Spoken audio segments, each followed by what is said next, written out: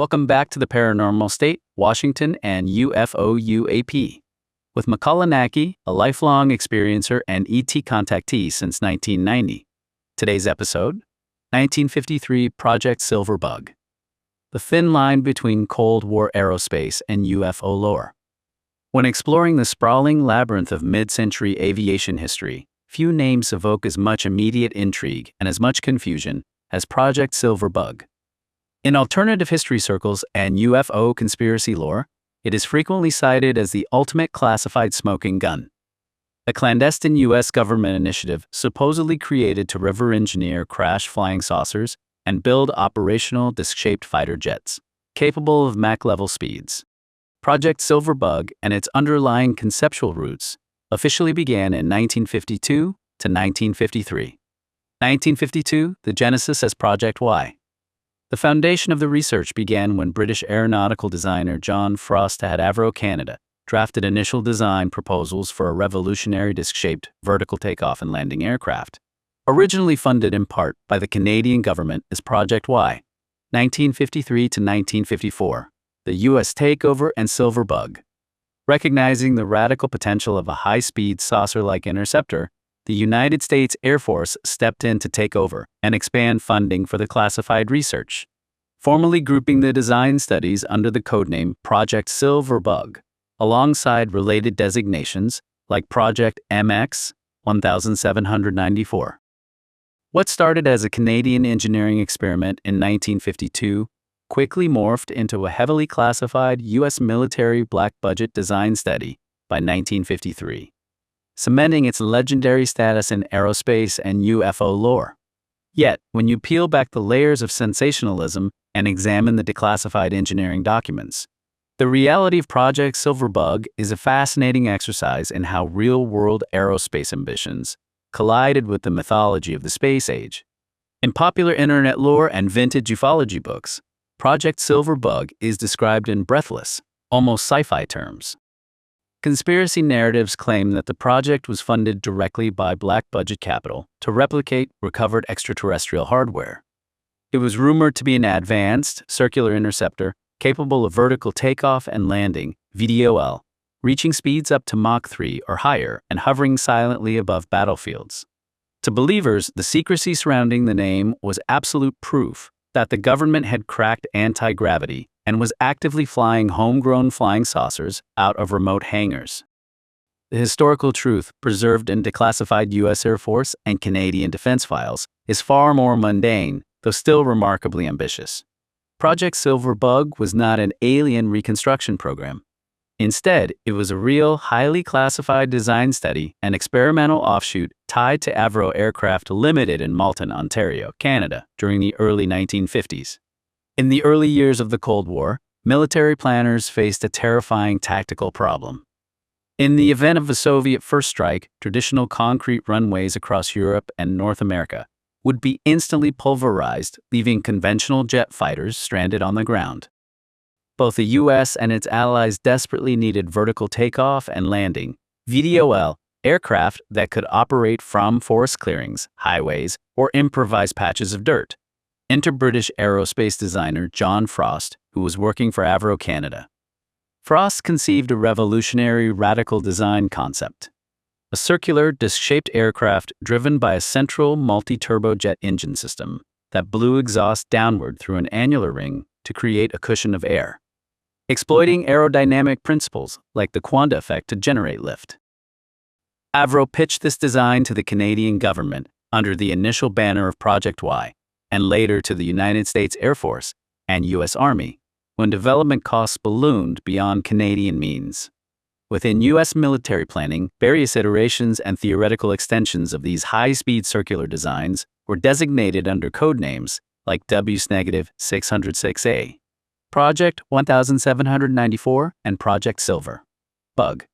The ultimate physical manifestation of this research was the Aviation Canada V-9 AV Avoker, a literal physical flying saucer built with twin cockpits, an 18-foot disc diameter, and a central turborotor fan. The U.S. military hoped the Avoker would satisfy both Army needs as an all-terrain troop transport and Air Force dreams as a supersonic saucer that could hover below radar. Project Silverbug and its physical testbed, the Avoker, ultimately became a cautionary tale of overambitious engineering, rather than a successful leap into alien technology. When the prototypes actually underwent flight testing in the late 1950s and early 1960s, the laws of aerodynamics delivered a brutal reality check. The craft could generate a cushion of air to lift itself off the ground, but the moment it rose higher than 3 to 4 feet, the air cushion destabilized violently. The aircraft suffered from uncontrollable pitch and roll oscillations. It proved virtually unflyable at high speeds, capping its maximum performance at a pathetic 35 miles per hour. By 1961, after sinking millions of dollars into the design, the U.S. military quietly terminated the program, relegated the prototypes to museums, and moved on to traditional helicopter and jet VTOL designs, like the Harrier jump jet. Project Silverbug stands as a textbook example of how government secrecy breeds myth.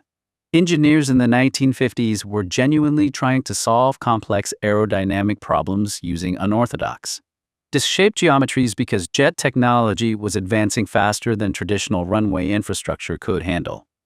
When civilians or intelligence watchers caught wind of top-secret documents bearing code names like Silverbug alongside sketches of circular aircraft, the leap from experimental terrestrial VTOL to alien flying saucer was irresistible. The truth is arguably stranger than the fiction. Humanity actually did build flying saucers in the 1950s. They just flew like drunken tops, hovered 3 feet off the ground, and proved once and for all that nature's aerodynamic rules are a lot harder to hack than science fiction writers care to admit.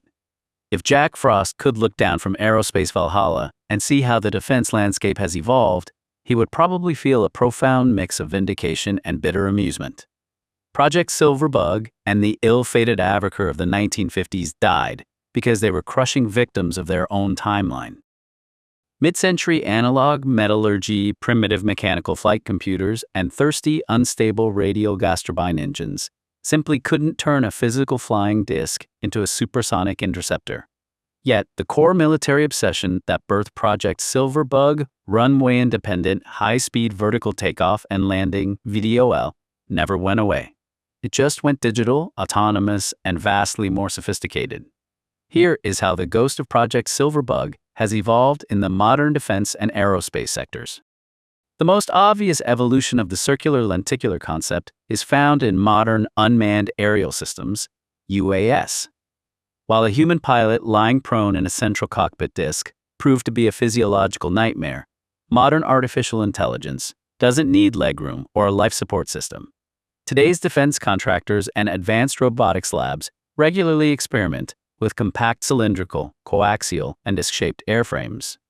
These platforms offer unique radar cross-section advantages and omnidirectional maneuverability in tight spaces. By replacing human error with edge computing flight controllers, shapes that would have spun wildly out of control in 1958 can now maintain pinpoint hover stability in hurricane-force winds. The primary strategic panic that drove Project Silverbug in the 1950s, what do we do when enemy strikes destroy our runways, is more relevant today than ever. Modern defense innovation focuses heavily on expeditionary, runway-independent air power. Initiatives like cutting-edge autonomous VTOL fighter concepts and hybrid electric lift platforms are explicitly designed to launch from austere locations, forest clearings, or naval decks without traditional tarmac infrastructure. While modern aircraft don't look like flying saucers anymore, relying instead on advanced tilt rotors, blended wing bodies, and lift plus cruise configurations, they are fulfilling the exact tactical promise Jack Frost made to the U.S. Air Force in 1953. Total operational freedom from fixed concrete bases. Perhaps the strangest evolution of Project Silverbug is its permanent residency in the gray zone between terrestrial aerospace and alternative history. Whenever a whistleblower steps forward to talk about advanced, unconventional propulsion programs tucked away in deep black-budget USAPs, unacknowledged special access programs like Immaculate Constellation, conspiracy theorists and aerospace historians immediately look back to Silverbug. The lingering suspicion remains, if the U.S. military was willing to fund circular, radical VTOL designs in the 1950s. What were they funding in the 1980s, 1990s, and beyond? Whether modern black projects eventually cracked the code on dense plasma aerodynamics or gravity modification, the blueprint established during Project Silverbug laid the cultural groundwork for how we talk about secret, unconventional aircraft today. Project Silverbug didn't give us a fleet of supersonic flying saucers to patrol the Cold War skies, and it didn't unlock free anti-gravity. But it proved that human engineering has always been willing to flirt with the impossible, stepping past conventional boundaries to test geometries that mocked standard aerospace textbooks. Today, looking across the defense and technological landscape of 2026, the influence of those mid-century experiments has evolved in profound ways. The fatal flaw of Jack Frost's original Avoker design was its violent instability, the notorious hubbub effect caused by unmanaged thrust recirculation and lack of computer-controlled stabilization. In 2026, high-speed quantum computing and advanced flight control algorithms have conquered those limitations. Artificial intelligence now effortlessly manages the chaotic fluid dynamics of circular lifting bodies, finally bringing stable, high-performance, disc-shaped flight from theoretical models into functioning reality. For decades, ufology viewed projects like Silverbug primarily as a convenient retroactive cover story, a government-issued excuse used to dismiss generations of saucer sightings as misidentified military tests. But as modern defense contractors test advanced circular drones, blended wing configurations, and electromagnetic propulsion concepts in secret desert test ranges, the line between terrestrial black-budget R&D and unacknowledged anomalous phenomena has blurred into a complex mirror. Today, as artificial intelligence pilots unmanned disk and hybrid lift platforms across contested skies, the echoes of Jack Frost's 1952 tabletop experiments still linger, a reminder that sometimes the most radical sci-fi dreams of yesterday are just early drafts of the technology flying over us right now. To be continued. Watch and listen. Watch the cinematic video trailer. Listen to the full podcast now. Explore the archived Cosmic Awakening Volume 1, 1991, Peru, Journey into the Unknown. Sacred Valley of the Incas. Volume 2, Ascension 2012, The Golden Alchemy. Part 3, The First Contact and the Paranormal State. Join the journey. New episodes drop periodically. Each chapter delivers a tight, hyper-focused 10 to 30-minute exploration into the evolution of ufology, perfect for your daily plunge into decoding hidden messages from outer space, designed to raise awareness and foster human evolution. Subscribe to support your inner development. Thumbs up to help push our channel through the algorithm. Comment below. If you were an aeronautical engineer in 1958, would you have tried to build a flying saucer or stuck to conventional wings?